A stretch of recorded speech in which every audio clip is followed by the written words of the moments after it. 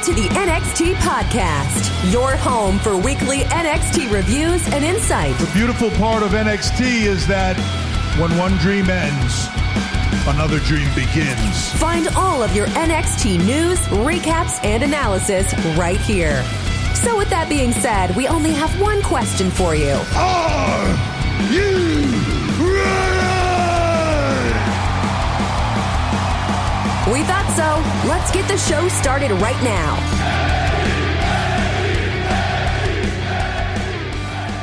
What's going on, guys? It is Chris again, coming off a really hot, and I mean hot TakeOver Portland. You know, I watched some of those matches again on TakeOver Portland. I'm going to be 100% honest with you. It was better than I originally thought. Like, when I originally watched it, I was saying that Gargano and Balor, the Broserweights match, those were two must-sees. You know, and I was correct. Those are absolutely two must-sees. But the more I watched Keith Lee, I watched the whole thing again just to kind of get into it, because I completely took wrestling out of the picture. Like, Monday, it didn't even exist. I didn't even look at anything that related to Monday night until, some things I saw on Twitter, obviously. It's kind of hard to escape that, but I completely went away from wrestling, and I just looked at it today before the show because I wanted to see what happened on Monday. And so if there's anything that I could cover or mention, bring up, anything like that, I wanted to do it. Monday night, I rewatched the two matches I wanted to watch, and my wife mentioned watching the Keith Lee match, because she hears me talk about Keith Lee, and it's like, who is this guy? She doesn't pay attention to NXT. She knows the big time guys. Those are the people she knows. She knows, the Roman Reigns, the Shields, the, Bray Wyatt, the Fiend, obviously, because I talk about him. Of course, she knows the old school Undertaker. You got Goldberg, guys like that. She knows those people. But when I talk about Keith Lee, I'm like, dude, Keith Lee is the best thing going in wrestling right now. This is the type of guy that you need to pay attention to or you need to see. So we watched that match with Dijakovic. Now, not a big Dijakovic fan either. But for me, I don't mind him. I think those two work great together, like I discussed in the Portland review. Listen, please feel free to listen to that on the _WWE podcast on Twitter. If you find that, it gives you the links to some of the sites and some of the places you can find it, the Spotify's, the Apple iTunes, the iHeartRadio, and different platforms like that. And you can actually link directly from my Twitter page, which is at this CO place to go. So feel free to follow me on that, just to kind of get some more insight on the Portland takeover. Make sure you do check that out completely. I highly recommend it. So now the great thing is that's not the last thing I'm going to be talking about TakeOver Portland, but we're going to get into some other stuff that happened this week in wrestling and WWE on Raw. Matt Hardy taken out again by Orton. Is that the last time that we will see Matt Hardy on TV? Maybe. It's quite possible. He was supposedly killed off the week before, got a great strong response, so Vince brought him back. For me, even seeing tonight, I saw Matt Hardy online with, his hashtag Free the Delete, and there was someone that had the Free the Delete a sign at AEW today. They were in the Atlanta area. I'm going to talk about them in one quick second too, but it showed him kind of like looking and saying that's wonderful. Do I think he's leaving? I'm super 50-50 on the fence. 50% that saying he's leaving relates to the fact that he seems, I don't want to say miserable. He's got a lot of time on his own with his family. They've given him time to heal. He did get to bring the delete, that gimmick to WWE. He did have a chance to do that. I think it went well. With Bray Wyatt, the Deleters of Worlds, they were tag team champions for a little bit. Bray Wyatt got hurt. It was very, it was different than it was in TNA and Ring of Honor, where he did this character as well, mainly TNA. It was different. It wasn't exactly what it was. Now, do I think it could be better? Yes. I think that if Matt Hardy re-signed, which I think would be awesome. If he does re-sign, I think he does need creative control. I think he has to have creative control over his character. Where does he fit in? It's kind of weird because, he's not a main event character. I think that character is great, but I also don't think that character needs to be fighting for championships.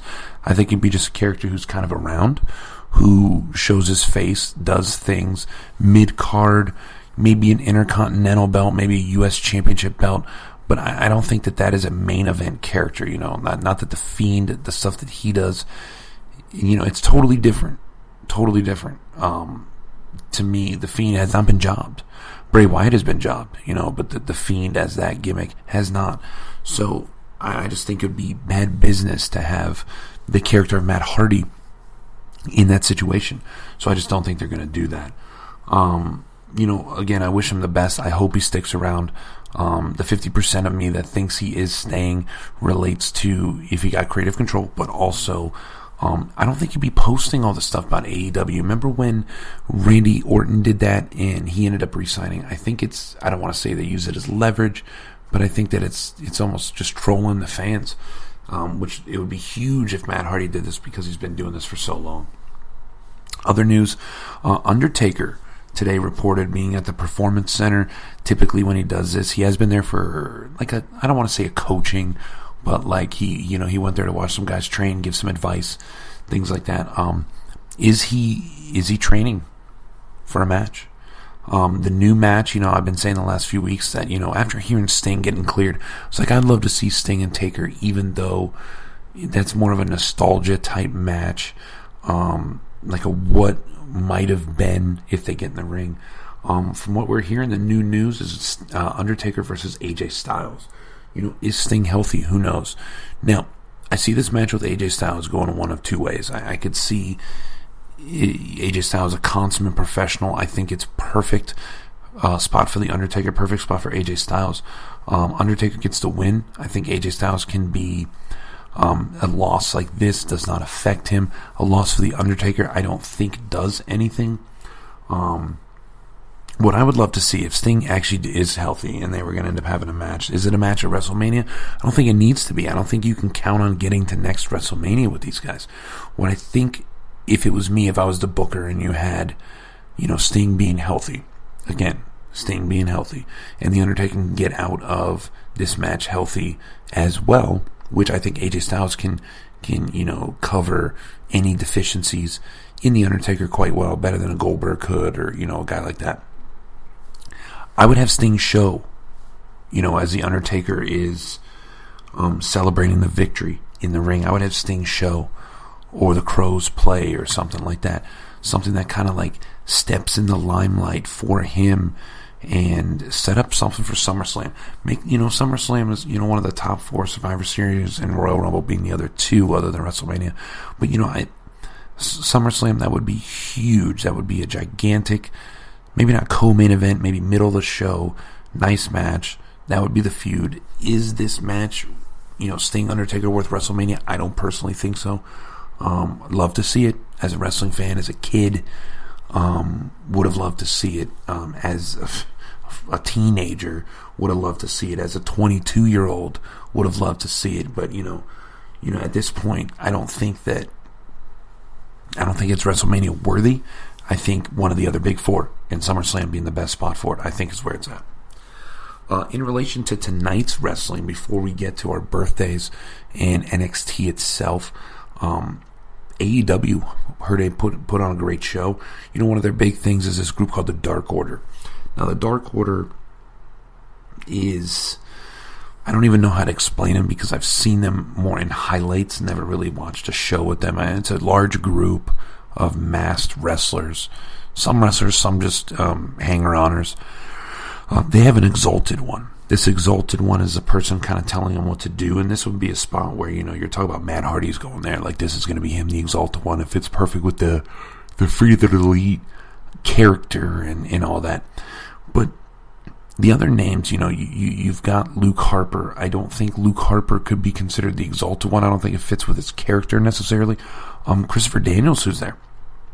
Christopher Daniels would be a great pick for that type of role, being that he, his old school gimmick, the Fallen Angel, he personifies that type of role, that type of gimmick. I think he would be perfect. Last one, and tonight it was in Atlanta, and I see screenshots of this. You have Ravens sitting at the side, and there was mention about being the Exalted One's always watching, and it kind of has him peering in the background. I I don't see a reason for that. Like, what would the reason be? Raven can barely move. I saw him wrestle in, I want to say it was 2018. I saw him wrestle in 2018, and he could barely move. If we're talking about just for promos, just for kind of like as a manager, absolutely. I think that would be fantastic. I think Raven brings great name value to something like that. But I also don't think it's the best choice. I think Christopher Daniels is the best choice. If Matt Hardy goes to AEW, obviously I think he is the best choice based on the Free the Delete.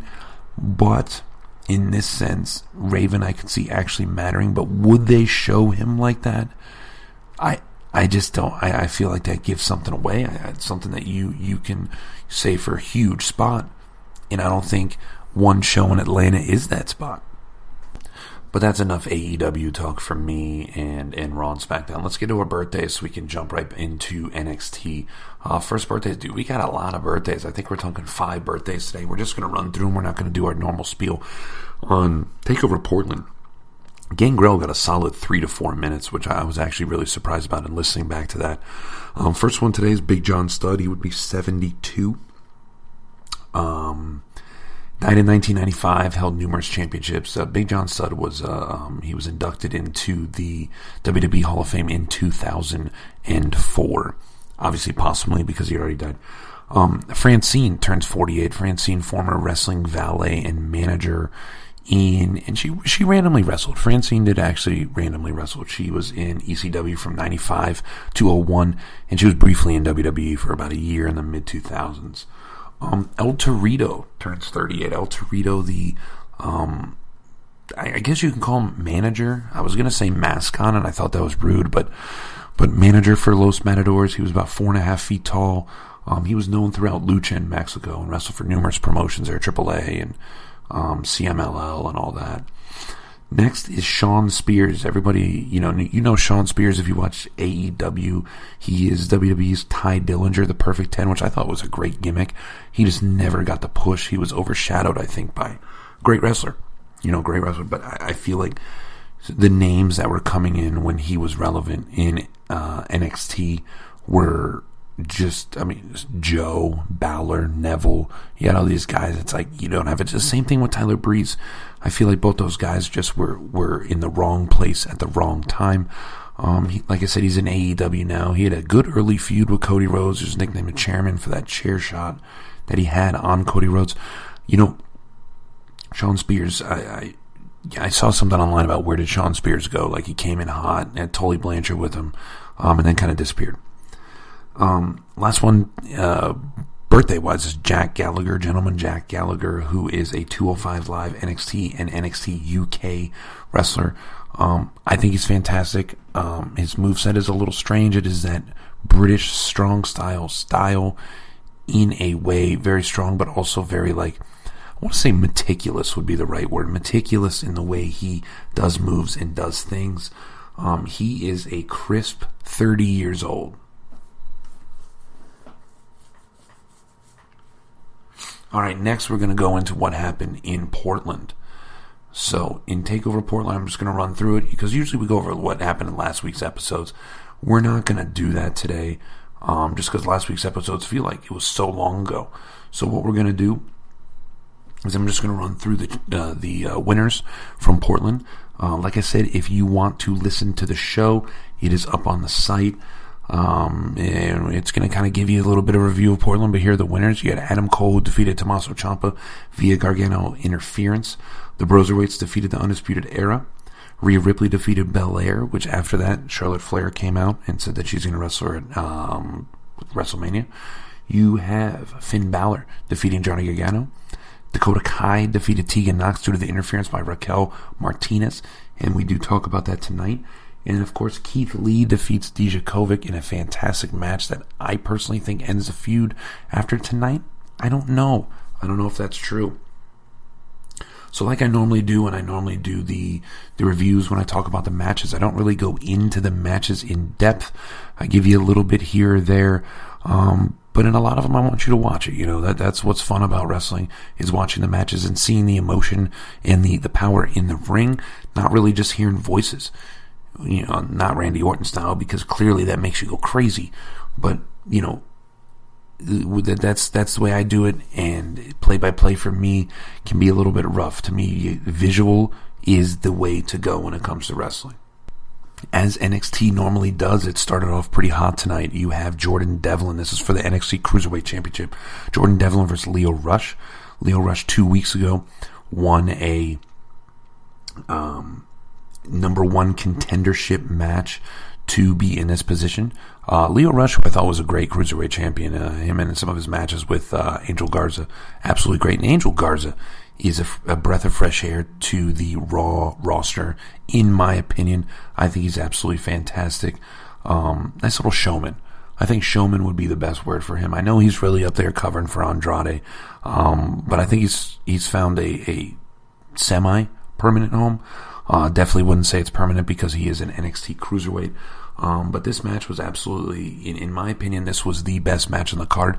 Overall, this card kind of was underwhelming, in my opinion, especially coming off the heels of such a great TakeOver pay-per-view. But this match, Jordan Devlin does get the win in about 20 minutes or so, something like that. Give it a 3.5 out of 5. Like I said, it is the best match that was on the show tonight. But to start out hot like they do, especially with cruiserweights, and we talked about this on the Portland, how they always go with the cruiserweights at the beginning, and usually it's because it gets people's blood flowing, and this was no different. Both of these guys got to deliver the moves that they do. I mean, everyone hit their moves. Yeah, Lio Rush didn't hit the final hour, but everyone got to hit their moves. Devlin winning, I think, was the only option. I feel like them putting him to the forefront is what is needed, and I would love to see, because I know Finn Balor had a thing tonight about wait to see what's next, and he's going to go to NXT UK. Would love to see him challenge Jordan Devlin to put him over the top, if that's what they're looking to do with Jordan Devlin. I think Jordan Devlin's fantastic. And Lio Rush losing this, it doesn't hurt him too much. He's still on top of the cruiserweight game in NXT, other than the champion, obviously. And he put it to him. I mean, personally, I didn't think Lio Rush was going to win, just based off the quick change like that would be, in my opinion, a little much. But Jordan Devlin, definitely right guy to have the championship, right guy to retain the championship. Next match on here, I give a 2.5 out of 5. It was the Grizzled Young Veterans, and they were facing kind of a thrown together team of Joaquin Wilde and Raul Mendoza. To me, this match didn't do a lot for me. 2.5 out of 5. It was an average match. I think the Grizzled Young Veterans are a great team. Why were they here tonight? Who knows? To me, they're not. They're okay. They're a good team. But like a lot of the NXT UK and a lot of like British wrestling and things like that, to me they're not overly exciting. And they're not overly exciting. There's no real reason they're there. Do they try to face off with the Broserweights at some time? Maybe.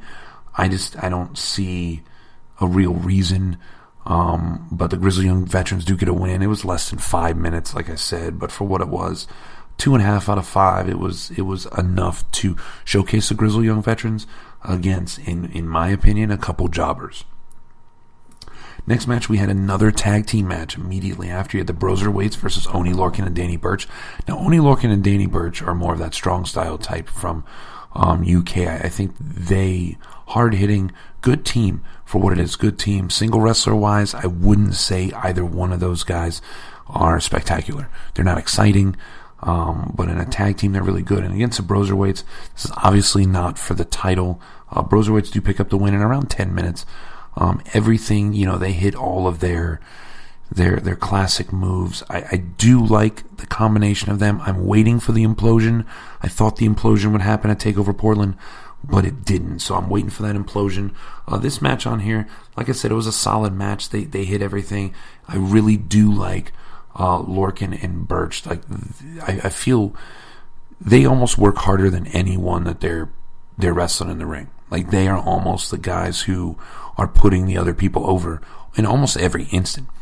For me, this match was a real 2.75, 3. I'll give it a 3 out of 5.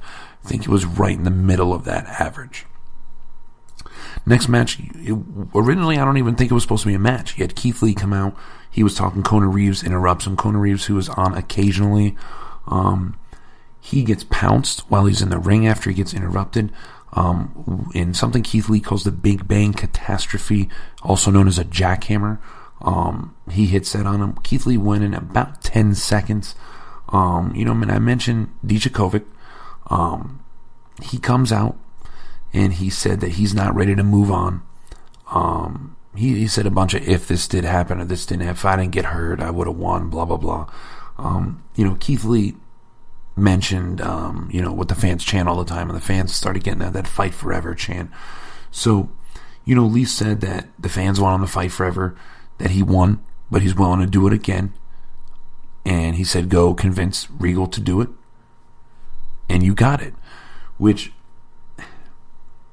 is that a match I'm looking forward to? I feel there's other opportunities for Keith Lee other than Dijakovic. For Dijakovic, I feel Keith Lee is about as good as it's going to get for him. I think he showcases Keith Lee, or I shouldn't say that. What they showcase in each other is absolutely fantastic, but I feel like Dijakovic needs Keith Lee more than Keith Lee needs Dominic Dijakovic.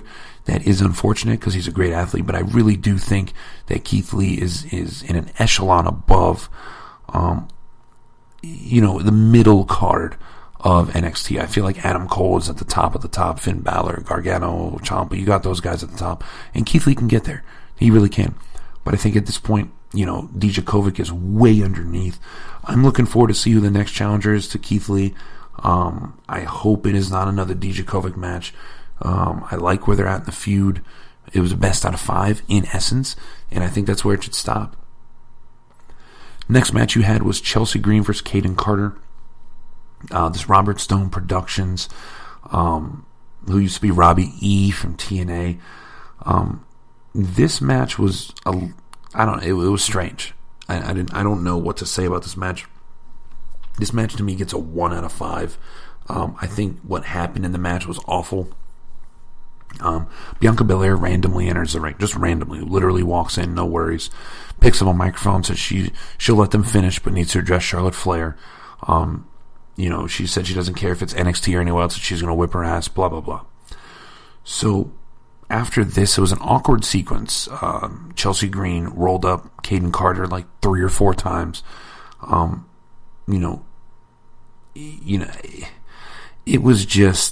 It was bad. And then Chelsea Green gets super kicked, goes outside, goes back inside. Robert Stone trips up Kaden Carter. Green hits the Unprettier. Now, and this is another reason why I'm actually surprised that I gave this any stars, to be honest, because they called it the Unprettier. Now, if I remember the Unprettier, that was Christian's move, if I'm not mistaken. And when Chelsea Green does this move, she did it backwards. She had her face facing up and not down, unless I'm totally blind. And I sat there and thought about it after, like I'm watching that, and I'm sitting there taking notes, like I always take notes. And the Unprettier, I'm like, wait, did he call that the Unprettier? And I'm sitting there thinking, wait, there's no possible way that this is the same move. It was called the same move, but there's no possible way it was the same move. In the women's division, there's so many good things other than Aaliyah. And I thought Bianca Belair's timing was bad. I thought the Unprettier thing ruined this match. Chelsea Green gets the win, but this match was a mess. Like, if you want to watch a mess, tune into this match and watch it. I might actually watch it just to see if I saw the Unprettier again. I will fast forward, but I won't put it back on. And then your last match of the night, which was the main event, which had a lot of energy and emotion behind it in the last couple weeks, to me really fell apart. Like, I didn't think it was very good. You have Roderick Strong versus Velveteen Dream. Velveteen Dream has Roderick Strong's wife on his pants for weeks, his family on his pants with his child as well, saying that he's going to take her home, he's going to do stuff with her, blah, blah, blah, all that stuff. And to me, the match fell apart. Like, I feel like Roderick Strong was mad, but he was never like super intense. Like, I'm not looking for the Steve Austin, Brian Pillman type intensity, where Pillman brings the gun and blah, blah, blah. That's not what I was looking for. I was looking for some type of intensity other than a regular match. Like, I feel like Roderick Strong was just as much into this match as he was any other match in his career. And based on what Velveteen Dream said, I don't think you can be. Now, that being said, Velveteen Dream tonight, I don't know. I mean, how many matches has he wrestled since he's come back from injury? Obviously, he's wrestled at the Performance Center, make sure he's in shape and all that. Roderick Strong was fantastic tonight, and I think Roderick Strong's fantastic in every match that he has. The match that he had with Lee and Dijakovic, just as much as me liking Keith Lee, he was the second best person in that match. But I gave this a 3 out of 5 because I was super disappointed in the Velveteen Dream. And I hate saying that because I think he is the top, he's top 5 in who they should call up. Like, there's guys like Adam Cole I do not think they should bring up. A guy like Gargano and Ciampa I think will get lost on the main roster. But I think Velveteen Dream, he might be top 2 or 3 of guys they need to come up. He really had a strong showing. He was off. Something was not right about him tonight. I feel like he looked slow. I feel like he looked less confident in the ring. I love the little Elvis-style onesie jumpsuit that he had on that he ends up pulling off right at the end to show Marina Shafir on his crotch and on his butt. He takes that off, and Undisputed Era, of course, he's getting ready to jump on top of Roderick Strong, do a big splash on him or a big elbow drop, and Undisputed Era shows up and he hits him out with a double axe handle on the outside. It was like a triple axe handle if you think about it. He ends up jumping in and he jumps right into a jumping knee. He does end up hitting the second Dream Valley driver, which got the win. It's about a 15-minute match, but to me, I just feel like the emotion wasn't there. I feel like Roderick Strong, for everything great he did in the ring, emotionally he didn't sell me on the fact that, he was livid about what the Dream was doing, and there was something weird about this. Like I said, this was a strange night. So what stood out to me tonight is the lack of average, or the fullness, the lack of great matches, like there usually is. I feel like coming off TakeOver, there's going to be a little bit of a downward. Like, you can only be so high for so long. And I feel like TakeOver Portland was absolutely fantastic. And I feel, of course, this was going to be less. It was just a regular old show. Jordan Devlin versus Lio Rush, to me, is a definite watch. If you don't know who Jordan Devlin is, please tune in to this match because he's fantastic. Lio Rush is great too, but if you know wrestling, you know who Lio Rush is. Promos. You had Dakota Kai and Raquel Gonzalez, who are interviewed in the back. Raquel says she understands what Dakota went through. Tegan got all the opportunities and pushed her aside, which is what Raquel said happened to her at the Performance Center. Now, after this little thing, and that we talked about earlier, how that match ended at TakeOver Portland. So William Regal comes in, tells Dakota Kai that she's going to be facing Tegan Nox in a steel cage in 2 weeks. Just so there's no outside interference, so it's going to be a steel cage. And this is what I was talking about during the Portland. I feel like Dakota Kai needed the win because Tegan Nox already had one, and then they can have another big match. Does this feud end after this? I can't imagine. But a steel cage in 2 weeks on a free cable network, absolutely fantastic. Earlier, Austin Theory came out for a match, but Tommaso Ciampa walked out and interrupted him. He goes to talk, and Theory comes up to him. Ciampa warns him not to mess with him tonight. Said he was too focused on Goldie and missed the signs leading to what Gargano did. Because, like we said earlier, Gargano, I don't want to say betrayed him, but interfered, hit him with the belt, which allowed Adam Cole to pick up the win. Austin Theory grabbed him and got laid out. Ciampa then says, he's got to get his life back, and there can be no Gargano in NXT. Ciampa continues to beat Austin Theory and threw him into the guardrail a dozen times. Who knows? It was a lot. It was more than 5 times, less than 20, somewhere in between there. Also, I mentioned it earlier, but I like the Finn Balor vignette that played.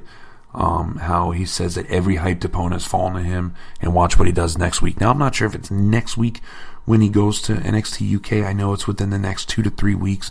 He will be going and doing something with NXT UK. But he will be live next week on NXT. I'm very excited about that. Speaking of next week, you have Austin Theory versus Tommaso Ciampa. That's the only match that is actually listed at this time. But after tonight, Austin Theory, I think is great shape. Evolve champion. I think he's absolutely fantastic. Of course, Ciampa, I could see Gargano getting interfering here, costing Ciampa the match. You never know. I think that would be another great way to get heel heat by costing the babyface the match. And I think this is the perfect opportunity to do it against a great guy like Austin Theory. And as we just mentioned earlier, 2 weeks from now, it is Dakota Kai versus Tegan Nox in that steel cage match. That's going to be it for me today. I appreciate everybody listening. Please feel free to follow me, comment, questions, good, bad, ugly, I don't care. Say it on the Twitter. It's at the CO place to go.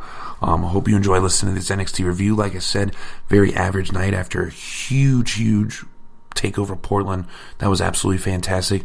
If you're watching again, Jordan, Devlin, Leo Rush, hope to hear from you guys and can't wait to do this again next week.